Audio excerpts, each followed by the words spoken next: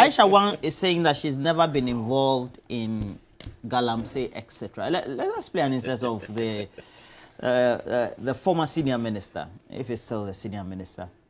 And then also when he went to America and said that China would not be happy if Aisha Huang was prosecuted. The main company that is helping develop the infrastructure system in Ghana is Sino Hydro. It's a Chinese company. It's the one that's going to help process our bauxite and provide about $2 billion to us.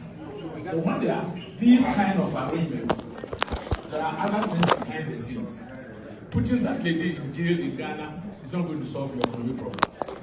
It's not going to make you happy or me happy. That's not important. The most important thing that is being deported out of Ghana.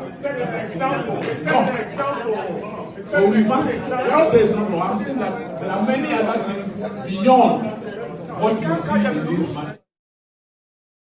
Mr. Chum, so we told the diasporans, the Americans and our people there, that because of China and the relation we have, Sino Hydro, we're not going to prosecute the lady. Why are we now prosecuting her? Well, I mean, the question that you asked earlier as to Aisha Huang stating that she's not guilty. No, she says she's not involved. I'm not talking about the guilt because the case is involved. I'm not talking about the guilt, please. Let's not prejudice the case. She's not involved. It's something that has to be looked into by the courts. You know what I'm saying? Because I mean, as he's a lawyer. I'm premising this on. Yes. On the... No, but the point is that I mean, if he made a statement in the past regarding the fact that maybe the prosecution at the time was not the most important thing. That's a statement that he owns. I mean, I think that he can... Is it a statement of fact? No, but he can... He's coming from no, but it's an informed position. No, it's a statement Senior minister. It's a statement that he owns. And I believe strongly that he can defend that. And that can necessarily be a position that I am supposed to defend. You're extricating yourself from that position. Of course, it's a decision, it's a position that. But yet you communicate for government. Yes, but I mean, I communicate for government. So not necessarily. So what is government's position? Well, government position is that as we speak, Aisha Huang is in court. That's government's position, right? So as we speak, Aisha Huang is being prosecuted by the state. And so anything else, I mean, otherwise, unless of course you're asking us to go back to discuss what happened in the past. But as we speak, that is government's position. Until that changes, I cannot wield any new position on the matter. And I support government's decision to get to the bottom of the matter. But as anybody who goes to court, they also have a right to a fair trial. And so she has a right to say whatever she wants to say. But in the final analysis, the courts would have to make a determination if, well and truly, she was involved in mining activities or not. And that is not up to me. Otherwise, then I'll be risking perjury. Because I can say, yes, no, we're not speaking on the current. We're speaking about her activities in the past, even before this case. The activities are still being questioned in court as we speak. But if you want to know what the government position is, as we speak, she's in court. And I support that decision to take her to court. As to what has been said in the past, I don't think that it's basically right for me to make commentaries on personal positions of persons. Mm. Mr. Roxon, what do you make of it? You see, the Aisha Huang thing, it's an embarrassment for government. Which government are you talking about? Why so? But which government is in power? But do you know it's an embarrassment. But do you know the history of Aisha Huang? I don't know. I thought you said you I've never heard of Aisha Huang until about 3-4 years ago. Roxanne, are you serious? I'm serious. I tell you, let him make his point. I don't but have he's the my time. friend.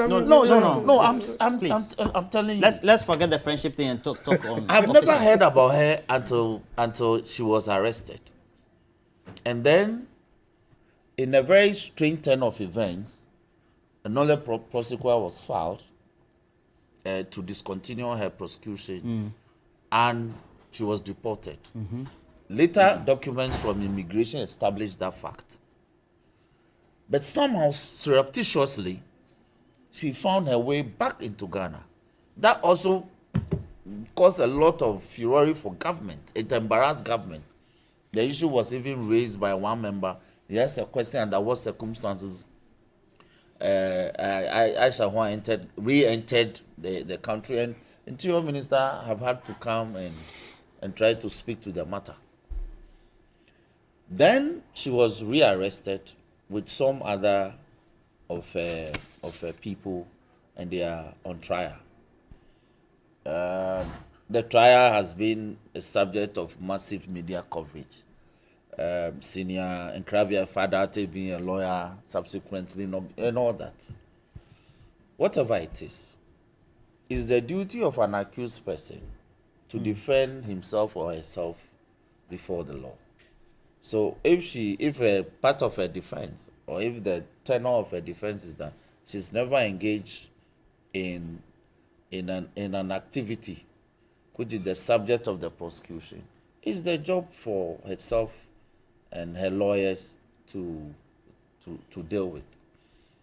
But I am saying that Aisha Huang and her activities in this country has been a major source of embarrassment for government. You also heard that she's not only involved in galamsey, she also is involved in exploitation of rosewood. And if you speak to APAC is also well informed in these matters. So she's become a problem for government to handle. You mean Daniel Apak or Clement Apak? Clement. I apologize. Dr. Clement Apak. We call him the Rosewood man. So, if she says so, my duty as a Ghanaian and as a member of parliament is that if she's guilty, she should face the full rigor of the law. If she's not, then government should look for persons who are engaged in galamsey and appropriately investigate those matters and prosecute. Okay. Bernard, what could have informed the former senior minister's position at the time that he met the diasporan people when they traveled to the U.S.? It is the position of President Akufo-Addo that the senior minister just re-echoed when he met the diasporians, the Ghanaians who are outside of Ghana. And in that, he indicated that, look, there are things behind the scenes that inform the kind of decisions that government takes. And I thought that that was a low one, particularly given the stage that a senior minister at the time then, and now a senior presidential advisor could offer, and that is the advice he saw the presidency offering. But I'm not surprised, and I ask that you should get me another insert which you have declined, that Aisha Huang will make the kind of statement that she has made in court, that she is not engaged in illegal mining. That she is engaged in mining, she has not denied. But she is engaged in what we call galamsey. She says she is not engaged in it. And so we have to look at the records. Do they have the right and the permit to do mining in this country? And were they doing with it the provided concessions that they were doing? If so, and it means that, look, we are only beating about the bush. The second one is that Aisha Huang has been in Ghana. And the Minister for Natural Resources went into the bush and realized how devastating Akonta mines has been in the forest. The minister said that the Akonta mines did not have license to do mining. They only had license to do exploration.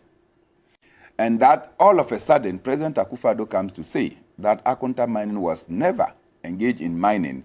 You think that Aisha Huang and her lawyers were not in town? They know that the president can even defend those who have been seen, who have been confirmed to be doing illegal mining. Akonta mining was clearly doing mining when they did not have the authority and the rights to do mining.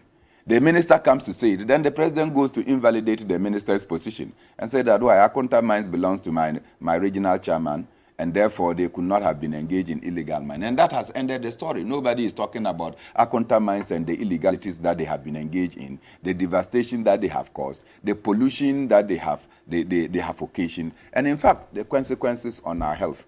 So when I saw this, then I said, wow, Aisha Huang is a smart lawyer, a person. Her lawyers are smart. They are just relying on the president's statements to say that, look, they are not also engaged in any illegal mining that we call galamsey. And if you want to go to the bottom of the matter, they may be in a position to prove that they are not engaged in illegal mining. When the president gives you energy. Why do you think that you will not use it? You exploit it.